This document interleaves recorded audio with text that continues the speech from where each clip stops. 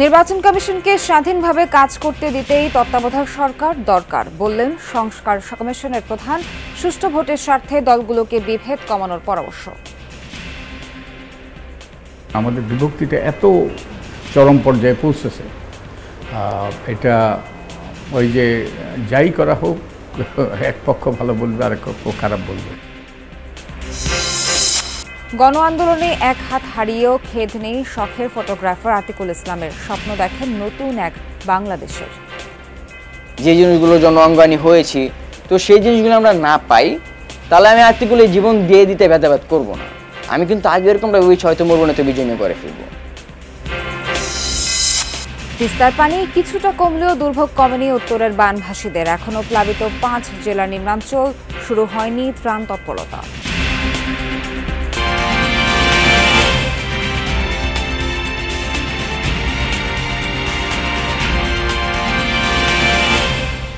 আমন্ত্রণ যমুনা নিউজে। এতক্ষণ শিরোনাম দেখছিলেন, বিস্তারিত খবর জানাবো নাবিলা সোহার। নির্বাচনকালীন সরকার নিরপেক্ষ না হলে নির্বাচন কমিশনকে শক্তিশালী করেও সুষ্ঠু নির্বাচন সম্ভব নয়। তবে ইসি শক্তিশালী হলে পক্ষপাতমূলক নির্বাচন ঠেকিয়ে দিতে পারবে। তাই কমিশনকে স্বাধীনভাবে কাজ করতে দিতেই তত্ত্বাবধায়ক সরকার দরকার, এমন অভিমত ইসি সংস্কার কমিশনের প্রধান বদিউল আলম মজুমদারের। নির্বাচন কমিশন সংস্কারের রূপরেখা নিয়ে সহকর্মী শাকিল হাসানকে দেয়া সাক্ষাৎকারে এসব কথা বলেন তিনি। সবগুলো প্রতিষ্ঠান যদি তাদের দায়িত্ব সঠিকভাবে পালন না করে, তাহলে সবচেয়ে কার্যকর, সবচেয়ে শক্তিশালী এবং সবচেয়ে এই যে করিতকর্মা নির্বাচন কমিশনের পক্ষ সুষ্ঠু নির্বাচন করা সম্ভবপর নয়। তো এই যে অংশীজনের স্বাধীনভাবে নিরপেক্ষভাবে ভূমিকা পালনের পথ প্রশস্ত হয় যদি নির্বাচনকালীন একটা নিরপেক্ষ সরকার থাকে। তাইলে তত্ত্বাবধায়ক সরকারের অনুপস্থিতি একটা বিরাট সমস্যা ছিল। কিন্তু নির্বাচন কমিশন যদি বদ্ধপরিকর হয় তাহলে হয়তো সুষ্ঠু নির্বাচন করতে পারবে না, কিন্তু তারা অন্তত অসুস্থ নির্বাচন, যেটা আমাদের গণতান্ত্রিক ব্যবস্থা ধ্বংস করে দেবে, সেটা তারা প্রতিহত করতে পারে, সেটা তারা বন্ধ করতে পারে। আমি তো মনে করি 2014 সালে যদি রকিবউদ্দিন কমিশন যদি নির্বাচন করতে তারা অপারগতা প্রদর্শন করতো, রাজনৈতিক দলগুলোর মধ্যে একটা ঐক্যবদ্ধ হইতো। তাই ওই যে নির্বাচনকালীন সরকার, একই সাথে নির্বাচন কমিশন, এবং এই দুটো হলো সবচেয়ে গুরুত্বপূর্ণ।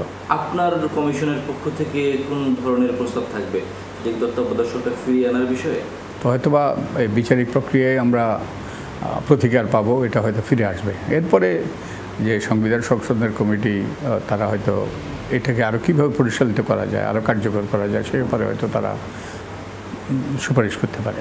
বাংলাদেশের নির্বাচন আসলে কীভাবে আগামী দিনে হওয়া উচিত, এটা আমি 3 মাস পরে আপনাদেরকে বলতে পারবো।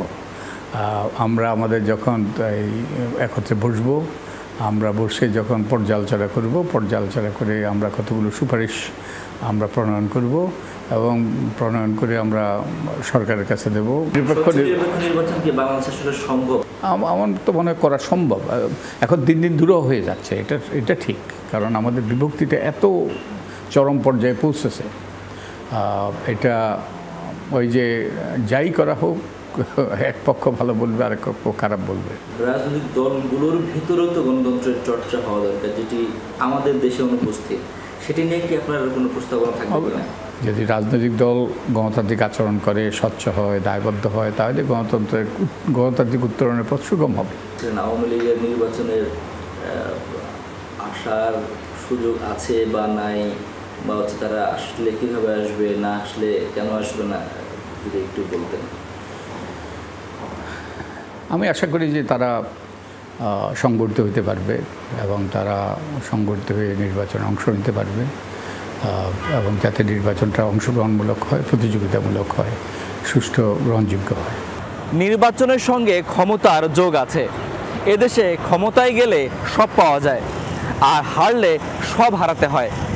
তাই রাজনৈতিক দলগুলো কোনো কিছু হারাতে চায় না, তাই সব নির্বাচনেই তারা জিততে চায়। দলগুলোর জিততে চাওয়ার এই আকাঙ্ক্ষাই সুষ্ঠু নির্বাচনের প্রধান অন্তরায়।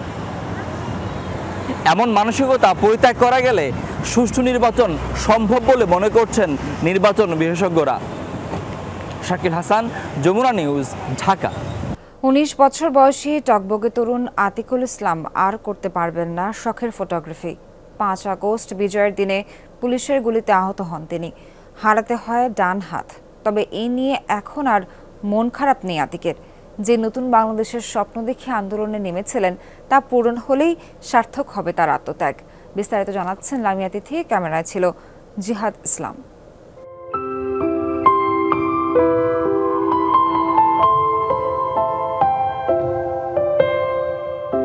আতিকুল ইসলামের ইচ্ছা ছিল করবেন শখের ফটোগ্রাফি, ঘুরবেন দেশ বিদেশ। বৈষম্য বিরোধী ছাত্র আন্দোলনে হাত হারিয়ে সে স্বপ্ন যে আর পূরণ হবার নয়, সেই বাস্তবতা মেনে নিয়েছেন এই তরুণ।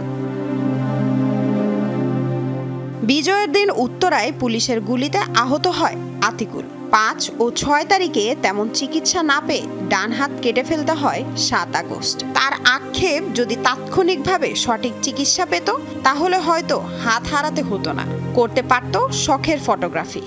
আমরা কালকে দেখবো জিনিসটা, কালকে এসে বলে ডাক্তাররা চলে যায়। অনেকক্ষণ ওয়েট করার পর একটা চিন্তা করলো যে দেখি কিছু করা যায় কিনা। আনসারকে ডাকছে, ডেকে বলতেছে দেখেন আমার ছেলেটা এরকম এরকম ডাক্তার রাখছেন, আপনি একটু রিকোয়েস্ট করে দেখেন একটু রাখি কিনা। তোরা বলতেছে ঠিক আছে আমরা রিকোয়েস্ট করবো, তবে আমাদের 2000 টাকা দিতে হবে। 5 জন বলতেছে। তো এই স্বাধীন বাংলাদেশ বলার পর হচ্ছে যে স্বাধীন বাংলাদেশ সরকারি মেডিকেল, যেখানে আমাদের সব কিছু ফ্রিতে পাওয়ার কথা, সেখানে প্রথম অবস্থায় ভর্তি হওয়ার জন্য ঘুষ চাচ্ছে। তো তখন আমার আব্বু ওদের 1000 টাকা দিয়েছে, কিন্তু ওরা এটা নিবে না। তারপর অনেক জোরজাবেস্তির মাধ্যমে দিয়েছে, তারপর ওরা খুশি না। ওরা প্রথম ট্রাই করলে হয়তো হাতটা বাঁচাতে পারতো, কিন্তু ওরা করে নাই। ওই পর্যায়ে আমার হাতটা কাটার জন্য আমাকে ঘুষ দিয়ে ভর্তি হইতে হয়েছে মেডিকেল। তো আমি চাই যে কখনো এরকমটা কারোর সাথে না হোক, কারো ঘুষ দিয়ে ভর্তি না হতে হয়। প্রায় 1.5 মাস হলো ডান হাত হারিয়েছে আতিকুল। ধীরে ধীরে মানিয়ে নিতে শিখেছে সে। হাত হারানোর বেদনা মাঝে মাঝে কষ্ট দিলেও মনোবল এতটুকু কমেনি। নিজের স্বার্থের জন্য লড়াই করিনি, এখানে করছি দেশ ভালো রাখার জন্য বা দেশের মানুষ ভালো রাখার জন্য। তো সেই মানুষগুলো আমাদের দেখতে আসতেছে, তার মানে আমাদের দেশের মানুষ আমাদের পাশে আছে। তাহলে এখানে নিজেকে নিয়ে অবশ্যই প্রাউড ফিল মনে করবো যে আমি দেশের জন্য একটা অঙ্গ দিয়ে হলো ভালো কিছু করতে পারছি।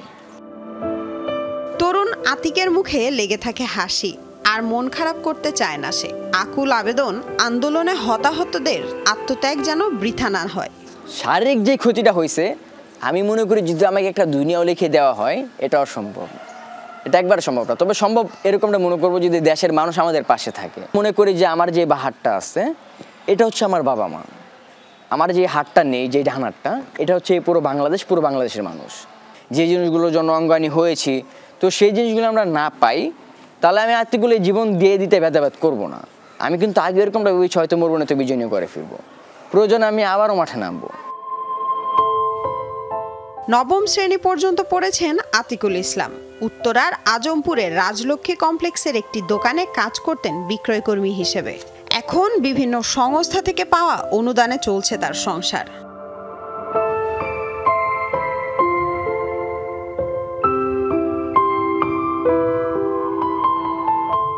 মা জানালেন দেশের জন্য ছেলের হাত গেলেও এখন আর তেমন দুঃখ লাগে না। রাষ্ট্র সমাজ আতিকুলের পাশে থাকবে এটাই আশা। তবু আমি না থাকলে ওর জীবনটা কিভাবে যাইব, এই ক্ষেত্রে একটু কষ্ট হয় আর কি। তখন যদি দেশের সরকার বা দেশের জনগণ যদি একটু আতিকুলের পাশে থাকে তাইলে আমি মনে করবো যে আতিকুল পরিবর্তনের জীবনটা সামাজিকভাবে নিয়ে ও চলে যেতে পারবো। ভবিষ্যতে কৃত্রিম হাত লাগিয়ে কাজ করতে চান আতিকুল ইসলাম, ফিরে পেতে চান নতুন জীবন। লামিয়া তিথি, যমুনা নিউজ, ঢাকা। তিস্তার পানি কিছুটা কমলেও দুর্ভোগ কমেনি বানভাসীদের। এখনো প্লাবিত উত্তরাঞ্চলের নিম্নাঞ্চল। পানি উন্নয়ন বোর্ড জানিয়েছে সকালে ডালিয়া পয়েন্টে তিস্তা নদীর পানি বিপদসীমার 45 সেন্টিমিটার নিচ দিয়ে প্রবাহিত হয়েছে, আর কাউনিয়া পয়েন্টে তা 6 সেন্টিমিটার নিচ দিয়ে বইছে। খুলে রাখা হয়েছে ব্যারেজের 44টি জলকপাট। তবে এখনও লালমনিরহাটের পাটগ্রাম, আদিতমারি সহ 6 উপজেলার চরাঞ্চলের বিভিন্ন জায়গা প্লাবিত। রংপুর, কুড়িগ্রাম, গাইবান্ধা ও নীলফামারীতে তিস্তা অববাহিকার নিম্নাঞ্চলও ডুবেছে। জলবন্দি তিস্তা অববাহিকার 5 জেলার লক্ষাধিক মানুষ, তলিয়ে গেছে আমনের ক্ষেত, ভেসে গেছে পুকুরের মাছ, দেখা দিয়েছে ভাঙন। এখনও শুরু হয়নি ত্রাণ তৎপরতা, তবে ত্রাণের চেয়েও তিস্তা মহাপরিকল্পনা বাস্তবায়নে তাকে দিয়েছেন স্থানীয়রা। জিপিএইচ কোয়ান্টাম B600TR বাংলাদেশের উচ্চ শক্তি সম্পন্ন একমাত্র রড। তিস্তার প্লাবনের আরও খবর জানতে যাচ্ছি রংপুরে, সেখানে আছেন আমাদের সহকর্মী সরকার মাজহারুল মান্নান। আজহার, পানি তো কমতে শুরু করেছে, কিন্তু দুর্ভোগ কি কোনোভাবে কমেছে? দুর্গত এলাকার চিত্র জানতে চাই। একই সাথে ত্রাণ তৎপরতা শুরু হওয়ার সম্ভাবনা কেমন দেখছেন?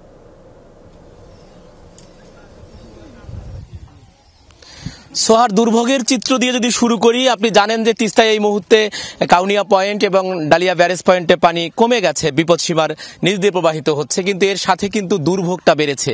বিশেষ করে ভাঙনের পরিস্থিতিটা যদি আমি আপনাকে একটুখানি জানাতে চাই, আমরা কাউনিয়ার গনাই এলাকা এবং বিশ্বনাথ এলাকা থেকে যুক্ত হয়েছি। আমি যদি আপনাকে একটুখানি দেখাতে পারি, এটি হচ্ছে কাউনিয়ার গনাই এবং বিশ্বনাথ এলাকা। আপনি দেখবেন যে এরই মধ্যে প্রায় 10টির মতো বাড়ি ভেঙে গেছে।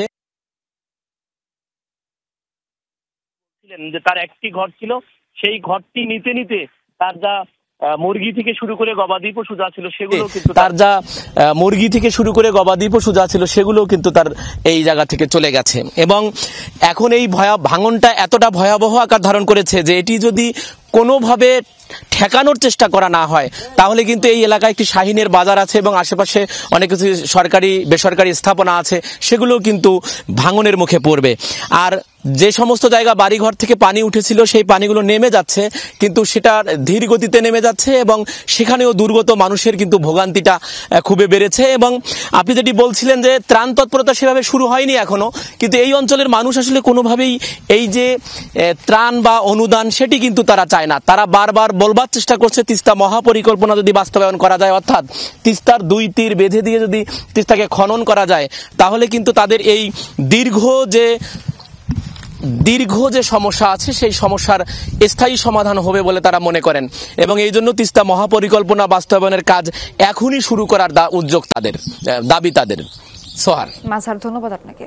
শতভাগ পণ্যে রপ্তানির সুবিধা দিয়েছে চীন। স্বল্পোন্নত দেশ হিসেবে আগামী ডিসেম্বর থেকে এই সুবিধা পাবে বাংলাদেশ। তবে সেই সম্ভাবনা কাজে লাগানো নিয়ে আছে যথেষ্ট উদাসীনতা। বলা হচ্ছে চাহিদার ভিত্তিতে পণ্য উৎপাদন করতে হবে, তার আগে যাচাই করতে হবে বাজার। হস্তশিল্প, ম্যানমেড ফাইবার, চামড়া সহ নানা পণ্যের রয়েছে সম্ভাবনা। বিশ্লেষকরা বলছেন সুবিধা কাজে লাগানো গেলে চীনে বছরে $1.5 থেকে $2 বিলিয়ন পণ্য রপ্তানি করা সম্ভব।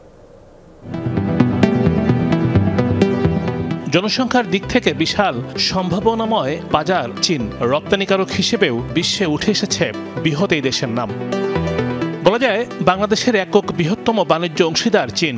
দ্বিপাক্ষিক বাণিজ্যের পরিমাণ দাঁড়িয়েছে $29 বিলিয়ন, যার সিংহভাগই চীনের পক্ষে। নানা চেষ্টার পরও ব্যবধান কমিয়ে আনা সম্ভব হচ্ছে না।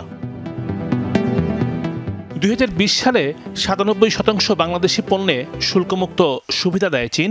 তবে 2022 সালে আরও 1% বাড়িয়ে করা হয় 98%, যার মধ্যে চামড়া ও চামড়াজাত পণ্যসহ যোগ হয় 383টি নতুন পণ্য। এখন স্বল্পোন্নত দেশ হিসেবে বাংলাদেশকে আবারও সুযোগ দিয়েছে চীন। চলতি বছরের 1 ডিসেম্বর থেকে শতভাগ রপ্তানি পণ্যে মিলবে শুল্কমুক্ত সুবিধা, কিন্তু সেই সুযোগ কাজে লাগানো সম্ভব। ব্লু ইকোনমিতে আমি অপার সম্ভাবনা দেখছি। আমাদের যে লাইট মেশিনারিজ ইন্ডাস্ট্রি এগুলো আমরা এখন তৈরি করছি, সেখানে আমি একটা বড় সম্ভাবনা দেখছি। চীন থেকে একটার পর একটা আপনার সুবিধা অ্যাভেল করছি। চীন তার দিক থেকে হাত বাড়িয়ে দিয়েছে সকল রকমের সহযোগিতা সহ। সেটাকে কতটুকু কাজে লাগিয়ে আমরা চীনের বাজারে আমাদের ফুডস্টেপটা স্ট্রং করতে পারি, সেটা কিন্তু ডিপেন্ড করবে আমাদের বাংলাদেশি ব্যবসায়ীদের উপরে। বলা হচ্ছে চীনে উৎপাদন ব্যয় এখনো বিশ্বে সর্বনিম্ন, ফলে চীনা উৎপাদকরা যে দামে পণ্য বিক্রি করে বাংলাদেশ ওই খরচে পণ্য উৎপাদন করতে পারে না। যে পণ্যগুলো আসলে চীনের বাজারে বেশি ওরা অন্যান্য দেশ থেকে আমদানি করে, সেই পণ্যগুলো যদি তারা বাংলাদেশে তৈরি করে, এবং বাংলাদেশে তৈরি করতে ওদের বেশ কিছু কস্ট অ্যাডভান্টেজ আছে, ডিউটি ফ্রি অ্যাক্সেসের যে ফ্যাসিলিটিস আছে, সেটাকে কাজে লাগিয়ে তারা যদি এই পণ্যগুলো বাংলাদেশে তৈরি করে চীনে নিয়ে যায়, তাহলে তারা কিন্তু বেশ ভালো একটা কম্পিটিটিভ প্রাইসে সেম প্রোডাক্ট অফার করতে পারবে। আইসিটি, লেদার, সামুদ্রিক মাছ, চিংড়ি ও আম রপ্তানিতে আগ্রহের কথা জানিয়েছে চীন। এখন পেয়ারা রপ্তানির বিষয়েও আগ্রহ দেখাচ্ছে বাংলাদেশ। তবে দ্বিপাক্ষিক আলোচনা বাড়ানোর বিকল্প নেই। গার্মেন্টস দিয়ে কিন্তু আসলে ঠিক যে তাদের যে শতভাগ পণ্যের যে রপ্তানি যে সুবিধা, যেটা শুল্কমুক্ত সুবিধা, সেটা কিন্তু আসলে এটা হবে না। সুতরাং এখানে ডাইভার্সিফিকেশন দরকার। শতভাগ যে শুল্কমুক্ত সুবিধা দিল, তো এখন আমাদের কী ধরনের পণ্য রয়েছে, আমরা কত কম খরচে তৈরি করতে পারি এবং তাদের যে প্রয়োজন চাহিদা অনুযায়ী তৈরি করতে পারি, তো সেই ধরনের তথ্য আসলে আমাদের যে কাউন্টার পার্ট যারা চায়নার বায়ার তাদেরকে দিতে হবে। 1975 সালের 1 ডিসেম্বর বাংলাদেশ ও চীনের মধ্যে স্থাপিত হয়েছিল কূটনৈতিক সম্পর্ক। এবছরের ওই দিনেই শতভাগ পণ্যে শুল্কমুক্ত বাণিজ্য সুবিধা চালু করতে যাচ্ছে চীন। রিমন রহমান, যমুনা নিউজ, ঢাকা। আওয়ামী লীগের প্রেসিডিয়াম সদস্য ও 14 দলের সমন্বয়ক আমির হোসেন আমু একটি বাসায় অবস্থান করছেন এমন খবরে গতকাল রাতে বসুন্ধরা আবাসিকের একটি বাসা ঘিরে রাখে শিক্ষার্থী ও সাধারণ জনগণ। রাত 10টা থেকে ভোর 4টা পর্যন্ত বাসার চারপাশে অবস্থান নিয়ে থাকে তারা। এক পর্যায়ে রাত 2টার দিকে বাসার গেট ভেঙে ভেতরে ঢোকে শিক্ষার্থীরা। এ সময় বাসার নিচ তলায় বেশ কিছু ফার্নিচার ও গ্লাস ভাঙচুর করে তারা। শিক্ষার্থীদের দাবি, সন্ধ্যার পরপরই তারা বাসা সার্চ করতে চাইলে গেট খোলা হয়নি, উল্টো শিক্ষার্থীদের ছত্রভঙ্গ করতে ভেতর থেকে পানি মারা হয়। ছাদের উপর থেকে ইটের টুকরাও ছোড়া হয়। জবাবে শিক্ষার্থীরাও ভবনের বিভিন্ন ফ্লোর ও ছাদে ইটের টুকরো ছুড়ে মারে। পরে সেখান থেকে শামীম নামের এক আওয়ামী লীগ নেতা সহ দুজনকে অস্ত্রসহ গ্রেফতার করে পুলিশ। পূর্ব ঘোষণা দিয়ে সাভারে একটি মাজারে হামলার অভিযোগ উঠেছে। বনগ্রামের চাকুলিয়া গ্রামের মৌলানা কাজী আফসার উদ্দিন বাবার মাজার শরীফে এই হামলা হয়। স্থানীয়রা জানায়, সোমবার রাতে একদল দুর্বৃত্ত মাজারের সামনে জড়ো হয়। পরে বিভিন্ন দিক থেকে ইট পাটকেল ছোড়ে তারা। মাজার কর্তৃপক্ষ জানায়, এর 2 দিন আগে মাজারটিতে হামলার ঘোষণা দেওয়া হয়। খবর পেয়ে ঘটনাস্থলে গিয়ে পরিস্থিতি নিয়ন্ত্রণে আনে পুলিশ।